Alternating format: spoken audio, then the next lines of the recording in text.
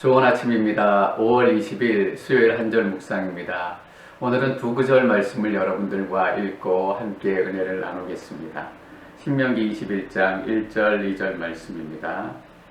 너희 하나님 여호와께서 너희에게 차지하라고 주신 그 땅에서 사람이 죽어 들판에 누워있는 것을 발견했는데 누가 죽였는지 알 수 없으면 너희 장로들과 재판관들이 나가서 그 시체와 가까이 있는 성들 간의 거리를 측정하라.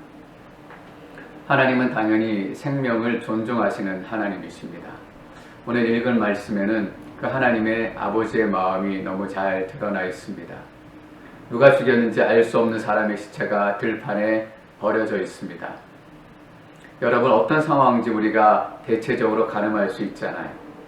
이 사람은 억울한 죽음을 당한 거예요. 그리고 누가 죽였는지 알 수도 없고 누구인지도 잘 모르는 시체인 걸 보면 이분이 살았을 때 사람들이 별로 관심을 두지 않았던 것 같아요.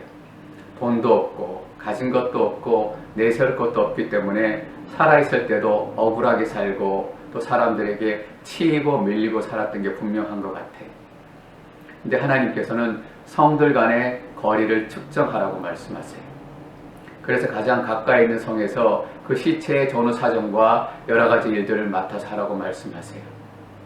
단순히 관할 구역을 정해준다 이런 의미가 아니에요. 어느 누구도 관심 없이 케어 없이 그렇게 죽어가지 않도록 하나님께서 배려하신 것이고 어떤 한 사람의 죽음일지라도 공동체가 책임을 함께 져야 한다라는 분명한 메시지를 우리에게 주고 계세요. 여러분, 지금 6초마다 한 명씩 어린 아이들이 먹을 것이 없어서 죽어가고 있다고 합니다. 그리고 어떤 가정은 재정적으로 너무 힘들고 어려워서 온 가족이 함께 자살을 하게 되는 그런 뉴스도 우리가 가끔 듣게 돼요. 여러분, 이 가족들을 죽음으로 몰아넣은 사람이 누굽니까? 아무도 죽이지 않았어요. 그래서 아무도 죄책감을 갖지 않아요. 6초마다 한 명씩 죽어가는 어린아이들, 누가 그런 어린아이들을 죽였어요? 아무도 죽이지 않았다고 생각해요. 그러니까 아무도 죄책감을 갖지 않아요. 근데 오늘 말씀 보니까 누가 죽였는지 알 수 없으면, 누가 죽였는지 알 수 없는 사람들의 죽음이 사실 너무나 많습니다. 이 말씀이 우리와 상관이 없는 것 같지만 우리가 조금 더 생각해보면 누가 죽였는지 알 수 없는 상황에서 죽음을 당하고 억울함을 당하고 내몰림을 당하는 사람들이 너무나 많다라는 것을 우리는 금방 알 수 있습니다. 누가 죽였는지 알 수 없으면 어떻게 하라고 말씀하세요? 가장 가까이 있는 성에서 책임지라고 말씀하세요. 사랑하는 성도 여러분, 저는 이것이 단지 물리적인 거리만을 얘기한다라고 생각하지 않아요. 마음의 거리를 얘기하는 거예요. 가장 가까이 있다라고 생각하는 사람, 가장 그 사람들을 마음에 품고 있는 사람들이 그 사람들과 함께 가서 그 사람들의 죽음과도 함께 해야 된다라는 의미로 저는 받아들입니다. 누구이겠습니까? 크리스찬입니다. 하나님의 마음을 가지고 다른 사람들은 저 아이들의 죽음에 책임이 없다라고 얘기할 때 우리가 저 아이들과 가장 가까이 있는 성에 살고 있는 사람들입니다.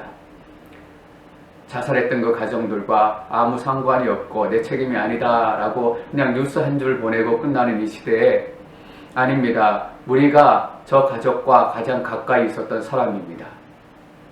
어떻게 하는 것이 그들의 죽음에 책임을 지는 걸까요? 더 이상은 먹을 것이 없어서 굶어 죽는 아이들이 나오지 않도록 우리가 돕고 헌신해야 되는 것 아니겠습니까?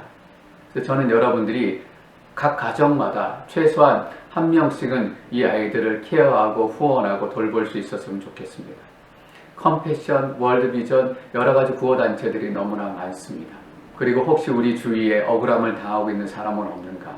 아무도 책임지지 않고 누가 죽였는지 알지 못하는 채로 죽어가는 사람들이 있는 것은 아닌가? 우리 모두가 그들과 가장 가까이 있는 성에 사는 사람들이 되기를 축원합니다. 여러분 한 분 한 분이 그 축복의 통로가 되시기를 축원합니다.